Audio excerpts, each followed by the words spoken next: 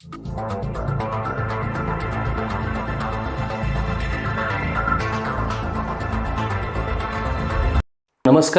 माझं लातूर यूट्यूब चॅनलमध्ये आपल्या सर्वांचं स्वागत. मित्रहो, कडक ऊन आपण सहन केलं आहे. आता नुकताच पावसाळा चालू झाला आहे आणि पावसाळ्यामध्येच होणारे विविध आजार व पावसाळ्यात कशी काळजी घ्यायची यानुसार आपण माहिती जाणून घेणार आहोत डॉक्टर अभिनव कदम यांच्याकडून. नमस्कार, मी डॉक्टर अभिनव अरुण कदम. माझं लातूर यूट्यूब चॅनलमध्ये आपणा सर्वांचं स्वागत आहे. आज आपण हवामानामुळे जे होणारे बदल आहेत त्याच्याविषयी थोडीशी चर्चा करणार आहेत. आता तुम्ही सर्वजण पाहू शकता की सध्याचा जो हवामानाचं ट्रान्झिशन आहे ते समरपासनं म्हणजे उन्हाळ्यापासनं ते पावसाळ्यामध्ये ट्रान्झिशन होतं आहे. या काळामध्ये जी झालेली गरमी आहे ती अचानक कमी होऊन त्या ठिकाणी पाऊस आणि पावसामुळे वातावरण बदलणे, त्याच्यासोबत पाऊस पडण्यासोबतच आर्द्रता बदलणे, त्याच्यासोबतच ठिकठिकाणी पाणी साचून मच्छरांची पैदास वाढणे आणि त्यासोबत होणारे दुसरे आजार यांची पण आता उत्पत्ती व्हायला सुरू होते. त्याच्यामध्ये आज आपण काही आजारांविषयी इथे डिस्कशन करणार आहेत. सर्वात पहिल्यांदा आपण बोलूया व्हायरल फीवरबद्दल. या काळामध्ये सगळ्यात जास्त दिसणारा जो आजार आपल्याला बघायला भेटतो तो आहे व्हायरल फीवर. व्हायरल फीवरची लक्षणं काय आहेत? ताप येणे, सर्दी होणे, घसा दुखणे, गिळायला त्रास होणे, कमजोरी होणे, पाय दुखणे, कंबर दुखणे आणि असह्य पेन होणे, असह्य वेदना होणे, हे सगळी जी लक्षणं आहेत त्या लक्षणांचा समावेश होतो व्हायरल फीवरमध्ये. बहुतेक जणांना अशी सवय असते की ही सगळी लक्षणं दिसायला लागली की कुठल्याही डॉक्टरला न दाखवता, काहीही मेडिकल नॉलेज नसताना फक्त मेडिकलमध्ये जाऊन जी आपण अँटीबायोटिक्स घेतो, ही जी सवय लागलेली आहे ही कुठे ना कुठे चलून तुमच्या आणि ओव्हरऑल समाजाच्या हितासाठी ही घातक ठरू शकते. प्रत्येक व्हायरल फीवरला अँटीबायोटिकची गरज आहे असं नाही. बहुतेक वेळेला पुरेशी विश्रांती, आराम आणि ताप कमी करण्यासाठी घेतलेली नॉर्मल पॅरासिटामॉलची गोळी एवढंसुद्धा इनफ होऊन जातं. माझं आपणा सर्वांना आवाहन आहे की या काळामध्ये तुम्ही डॉक्टरांचा सल्ला न घेता ह्या सर्व गोष्टी करू नये. जर समजा 2 ते 3 दिवसांपेक्षा असणारा ताप जर तुम्हाला बघायला भेटला, त्याच्यामध्ये पेशंटला वारंवार उलट्या होत असतील, जुलाब होत असतील, असह्य वेदना होत असतील पोटांमध्ये, तर आपण सर्वांनी लवकरात लवकर तुमच्या जवळच्या डॉक्टरांना भेटावं व त्यांचा सल्ला घ्यावा. दुसरा आजार या ठिकाणी आपण आपल्याला बघायला भेटतो तो आहे डेंग्यू आणि मलेरिया. डेंग्यू आणि मलेरिया हे टिपिकली पावसाच्या काळामध्ये खूप जास्त प्रमाणामध्ये दिसणारे आजार आहेत. त्याचं कारण काय? आपल्याकडे स्वच्छतेचा अभाव असल्यामुळे जेव्हाही पाऊस पडतो त्यावेळेला त्या पावसाचं पाणी जिकडे तिकडे साचतं आणि ह्या साचलेल्या न वाहत्या स्टॅग्नंट पाण्यामध्ये मच्छरांची उत्पत्ती व्हायला चालू होते. ही मच्छरे पुढे चलून डेंग्यू आणि मलेरिया यासारखी जीवघेणे आजार हे पसरवायला चालू करतात. अशा वेळेला जर तुम्हाला ताप आला तर स्वतःच्या मनाने ट्रीटमेंट न घेता डॉक्टरकडे जाऊन बरोबर ते निदान करून घेणे आणि त्यानंतर डॉक्टरांच्या सल्ल्याने प्रॉपर त्याचे जी ट्रीटमेंट आहे हे घेणं आपल्यासाठी फायद्याचं ठरतं. डेंग्यूमध्ये अजून एक सर्वात जास्त लोकांचा एक वाईट सवय ज्याला आपण म्हणू शकतो ती आहे की कुठल्याही डॉक्टरला न दाखवता डेंग्यू आला की आयुर्वेदिक औषधांकडे बिना त्याचं ज्ञान नसताना पळणे. आयुर्वेदिक औषधं घ्या किंवा ॲलोपॅथिक औषधं घ्या, पण ती डॉक्टरांच्या सल्ल्यानेच घ्या. आयुर्वेदिक डॉक्टरही असतात, होमिओपॅथिक डॉक्टरही असतात, सर्वजण डॉक्टर आहेत, सर्वोपॅथी रुग्णांच्या हितासाठीच काम करतात. पण याच्यामध्ये ज्यावेळेला तुम्ही त्या डॉक्टरांवरती भरोसा करून जाता त्यावेळेला ते तुमच्यासाठी योग्य, तुमच्या शरीरासाठी ज्या लागणाऱ्या गोष्टी आहेत त्या सगळ्या ते त्याच्यामध्ये इन्क्लूड करून तुम्हाला योग्य ते मार्गदर्शन करतात. आता या पावसाच्या सीझनमध्ये तुम्ही डेंग्यू आणि मलेरियापासून वाचण्यासाठी काय करायला हवं याच्याबद्दलचं थोडंसं बोलूया. सगळ्यात महत्त्वाचं म्हणजे तुम्ही जिथे राहता त्याच्या आजूबाजूच्या एरियामध्ये कुठे जर समजा पाणी साचत असेल तर ते पाणी साचू नये याची दक्षता घेणे.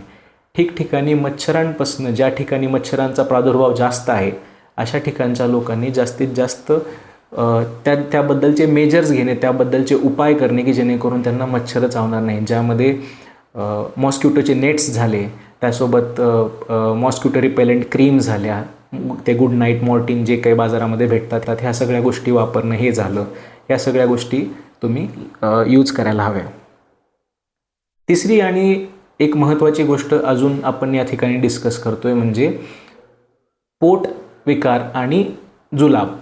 या काळामध्ये ठिकठिकाणी पाऊस पडल्यामुळे जुलाबाचं आणि पोटविकारांचे प्रमाण खूप जास्त आपल्याला बघायला भेटतं. अशा वेळेला आपण काय करू शकतो? लवकरात लवकर ज्या वेळेला तुम्हाला पोटविकार आणि जुलाब असे काही जर समजा तुम्हाला हे लक्षणं दिसायला चालू झाले तर त्यावेळेला डॉक्टरांना दाखवणे, बरोबर जेवढा संतुलित आहार घेणे, पुरेसं पाणी घेणे आणि झोप घेणे, ह्या सगळ्या गोष्टी तुम्ही करू शकता. आपल्या मनाने गोळ्या घेतल्याच्या नंतर फायदा होईल किंवा तोटा याची काही शाश्वती नाही. त्याच्यामुळे तुम्ही फक्त आणि फक्त तुमच्या हितासाठी डॉक्टरांचा सल्ला घेणं महत्त्वाचं आहे. चौथी गोष्ट जी आपण या ठिकाणी अजून एका गोष्टीवरती डिस्कस करणार आहे ते म्हणजे आहे की ज्या रुग्णांना आधीपासून डायबेटीज आणि हायपरटेन्शन यासारखे क्रॉनिक आजार आहेत, दीर्घकाळ चालणारे आजार आहेत, त्या लोकांनी या काळामध्ये कुठल्या गोष्टींची जास्त काळजी घ्यायला हवी. या काळामध्ये सगळ्यात जास्त जंतुसंसर्ग आणि ताप ह्या गोष्टींमुळे मधुमेह असणाऱ्या लोकांना धोका होण्याची शक्यता असते. कारण शरीरामध्ये जर ऑलरेडी मधुमेहाचं प्रमाण असेल, रक्तामधली साखर जर कमी जास्त होत असेल, त्यासाठी ऑलरेडी काही गोळ्या चालू असतील, तर तुम्हाला या काळामध्ये होणारा जो ताप आणि जंतुसंसर्ग आहे त्याच्यामुळे तुमच्या रक्तातली साखर अचानक खूप जास्त वाढू शकते किंवा तुम्ही ज्या गोळ्या खाताय त्या गोळ्यांची पॉवरसुद्धा तुमच्या शरीरासाठी अचानक जास्त होऊन तुमच्या रक्तातली साखर कमीही होऊ शकते. तर या काळामध्ये स्पेसिफिकली विशेषतः मधुमेही लोकांनी जरा जास्त काळजी घेणं महत्त्वाचं आहे. त्यामध्ये डाएट कंट्रोल करणे म्हणजे बाहेरच्या गोष्टी न खाणे आणि मधुमेहाला योग्य असणारं जे डाएट आहे जसं की गोड गोष्टी न खाणे आणि जे तुमचे डॉक्टरांनी तुम्हाला सांगितलेलं आहे त्या सगळ्या गोष्टी फॉलो करणे हे महत्त्वाचं ठरतं.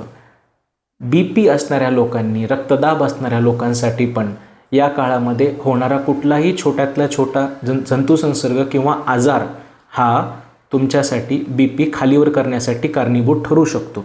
तर अशा वेळेलाही तुम्ही स्वतःची काळजी घेणं जास्त महत्त्वाचं आहे.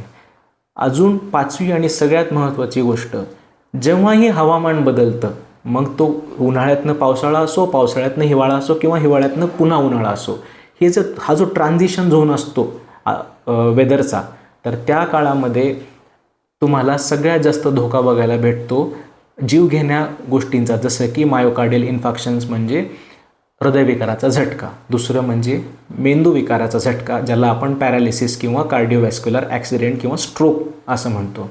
तर या काळामध्ये जर अचानकपणे तुमच्या छातीमध्ये असह्य वेदना सुरू झाली, छातीमधली वेदना हातामध्ये जाऊन हात पण जड पडायला लागला, जबड्यामध्ये अचानक दुखायला लागलं, पाठीमध्ये जरी दुखायला लागलं, तरी पण लवकरात लवकर बिलकुल वेळ न घालवता तुम्ही हॉस्पिटलमध्ये जाऊन डॉक्टरांचा सल्ला घेणं महत्त्वाचं ठरतं. त्याच पद्धतीने जर समजा अचानक एक हात किंवा एक पाय लुळा पडणे, शरीराची एक बाजू अधू पडणे, चेहऱ्याचा एक बाजूचा भाग कमजोर होऊन तो चेहरा वाकडा होणे, तोंडातली लाळ बाहेर पडणे आणि बोलण्यामध्ये तोतरेपणा येणे किंवा चालताना चक्कर वगैरे येणे, अशा काही गोष्टी जर तुम्हाला बघायला भेटत असतील तर हे स्ट्रोकचे म्हणजेच मेंदूविकाराच्या झटक्याचे लक्षण असू शकतात. तर त्यासाठी सुद्धा तुम्ही लवकरात लवकर तुमच्या जवळच्या हॉस्पिटलमध्ये जाऊन त्याबद्दलची जी तपासणी आहे ती करून घेतली पाहिजे. कारण मेंदूविकाराचा असो अथवा हृदयविकाराचा असो, ह्या दोन्हीमध्ये वेळ हीच खरी संपत्ती आहे. तुम्ही जितक्या वेळेमध्ये पोचाल तितकं तुमच्या शरीरासाठी ते फायद्याचं पडतं आणि पूर्णपणे फुल रिकव्हरी करण्याचा चान्स जो आहे तो वाढतो. तर या सगळ्या गोष्टींमध्ये आपण कन्क्लुजनमध्ये 4 गोष्टींबद्दल बघू शकतो. एक म्हणजे व्हायरल फीवर्सपासून स्वतःचे रक्षण कसे करावे, दुसरं पोटविकार आणि जुलाब हे जेव्हा असतील त्यावेळेला स्वतःची काळजी कशी घ्यावी, तिसरं स्पेसिफिकली हायपरटेन्शन आणि डायबिटीज ज्यांना आहे त्या लोकांना या काळामध्ये जरा जास्त त्रास होण्याची शक्यता आहे तर त्यांनी कसं सावध राहावं, आणि चौथं जीवघेणे आजार जसं की हृदयविकाराचा झटका किंवा हार्ट अटॅक आणि मेंदूविकाराचा झटका म्हणजे स्ट्रोक हे होण्याचे जे लक्षणं आहेत ते जर तुम्हाला किंवा तुमच्या नातेवाईकांपैकी कोणाला जर आढळत असतील तर बिलकुल वेळ न घालवता लवकरात लवकर तुमच्या जवळच्या हॉस्पिटलमध्ये जाऊन या सर्व गोष्टींची तपासणी करून घेणे व उपचार सुरू करणे हे महत्त्वाचं ठरतं. धन्यवाद.